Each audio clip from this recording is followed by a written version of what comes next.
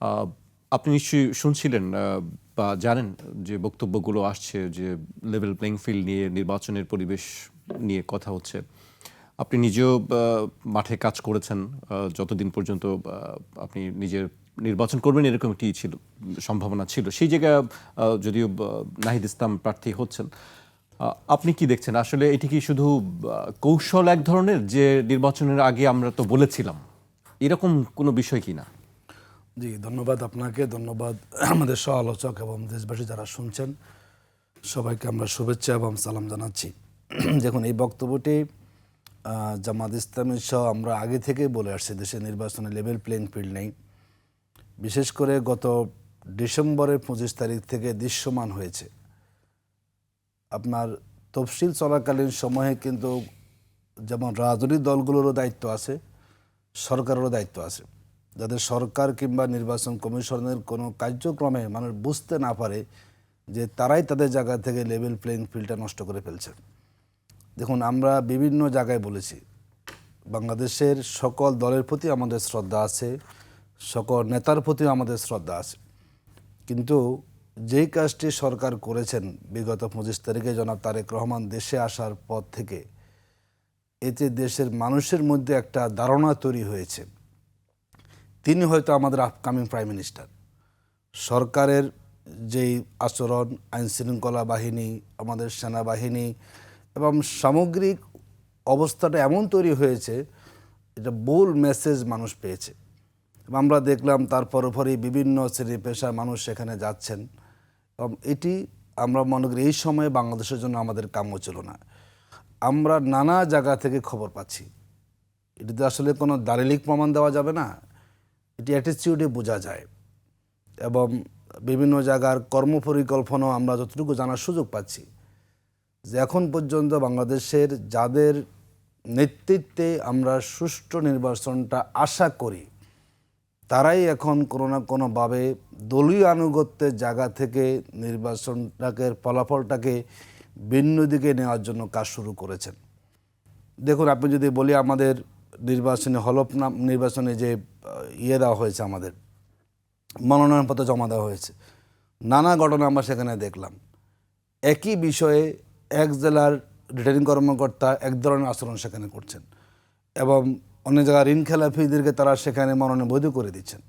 মানে আমরা বুঝতে পারতেছি কিছু কিছু এখন রিটার্নিং কর্মকর্তা আছেন, তারা কোনো একটা দলের, যদি আমি বলি যে বিএনপি বলি, আমি অসুবিধা নেই, যে তাদের দলীয় আনুগত্য জায়গা থেকে তারা চেষ্টা করে যাচ্ছেন তাদেরকে ক্ষমতা নিয়ে আসার জন্য।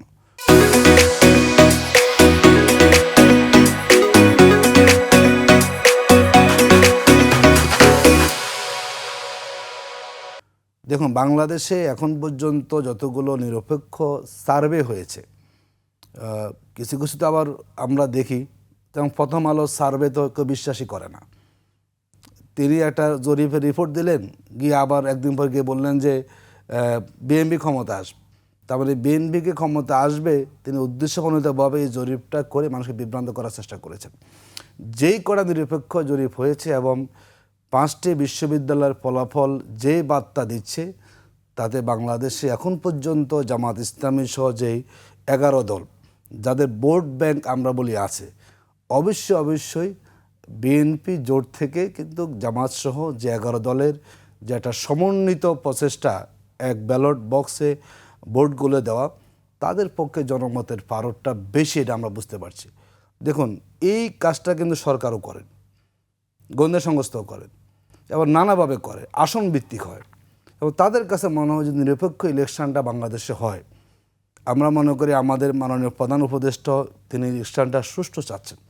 কিন্তু সরকার তো সরকার, আমরা ডিপ স্টেটের কথা আমরা জানি, নানা মেকানিজম সেখানে হয়, অনেক সময় সে মেকানিজমগুলো অনেকে না জানিয়েও সেখানে করা হয়।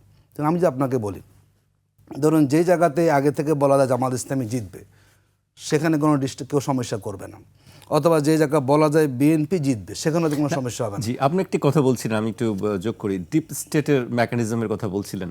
তো ডিপ স্টেট মেকানিজম কি আসলে এখন কোন দিকে আছে সেই মেকানিজম? আমরা সেটাই অনুমান আমরা করছি, আমার যথেষ্ট ধরনের আমরা বোঝার সুযোগ আমাদের হচ্ছে যে কোনো একটা দলকে তারা অগ্রাধিকার দিয়ে তাদের ক্ষমতা আনার জন্য, দেখুন, আমাদের এবারে ইলেকশনটা খুবই গুরুত্বপূর্ণ। কারণ আমরা বলেছি এবারে ইলেকশনটাতে আমাদের প্রমাণিত হবে বাংলাদেশ কোথায় যাবে। দীর্ঘ 15টা বছর এদেশের ছাত্র সমাজ, তরুণ সমাজ আমরা অতিষ্ঠ যে আমাদের একটা পার্শ্ববর্তী দেশ তারা আমাদের সব ক্ষেত্রে ভূমিকা পালন করেছে। এবারের লড়াইটা কিন্তু হচ্ছে আধিপত্যবাদের বিরুদ্ধে আমাদের লড়াই। এবং ইতিমধ্যে প্রমাণিত হয়েছে যে জামাত সহ 11 দল তারা এক্ষেত্রে ঐক্যবদ্ধ যে বাংলাদেশে আগামী দিনে আধিপত্যবাদী সে যে দেশই হোক, আধিপত্যবাদী গোষ্ঠী যাতে করে বাংলাদেশের রাজনীতি খেলতে না পারে আমরা সজাগ আছি। ইতিমধ্যে আপনি জানেন রাষ্ট্র সংস্কার নিয়ে আমাদের আলোচনা হয়েছে। এই জোটে দৃশ্যমান বক্তব্য যে আমরা হ্যাঁ ভোটের পক্ষে, এবং আমরা যদি সুযোগ পাই 11 দল, তাহলে অবশ্যই আমরা জনগণের দাবি প্রয়োজন হবে না, আমরা দায়িত্ব নিয়ে রাষ্ট্রকে সুন্দর করার জন্য যে আইডিয়াগুলো এসেছে জুলাই সনদে সেগুলোকে বাস্তবায়ন করব। যদি জুলাই সনদ হয়ে যায়, রাজনীতি আমাদের সুন্দর হবে, আধিপত্যবাদী গোষ্ঠী এখানে কাজ শুরু না হয়, দেশ সুন্দর হবে।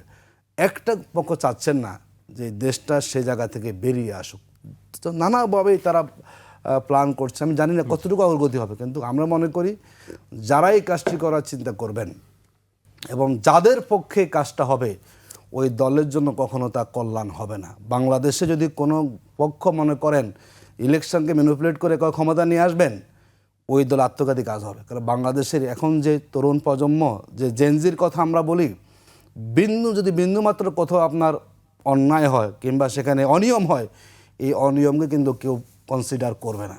সুতরাং দেশের স্বার্থে এবং আমরা বলবো প্রত্যেক রাজনৈতিক ময়দানকে আমরা এখন ক্রিয়াশীল দেখতে চাই, যাতে কোনো একটা মানে পরিকল্পিত ভোট, যাতে কোনো একটা পাতানো ভোট দিয়ে যদি কোনো দলকে তা আমাকে দেখতে চাচ্ছি না। আমরা চাই প্রত্যেকটা দল ফেয়ার ইলেকশন হোক এবং যেই জনগণ যাকে মনে করে তার ইলেক্টেড হয়ে আসুক।